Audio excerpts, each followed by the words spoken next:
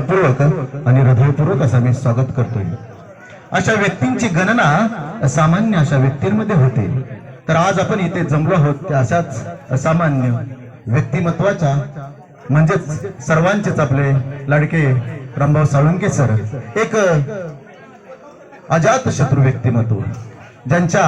हृदयाच्या टप्प्यामध्ये नेहमीच मैत्रीची आणि कुटुंबाची अशी दोन्ही भावना जपणारी अशी दोन फुलं आणि त्यांच्याच संसार वेलीवर सुद्धा दोन फुलं, ज्यांनी आपल्या कर्तृत्वाचा झेंडा गगनापर्यंत भिडवला, अशी त्यांच्या कुटुंबामध्ये असलेली दोन फुलं आणि असं एक चौकोनी कुटुंब, अगदी लहानपणी अतिशय कष्टानं आणि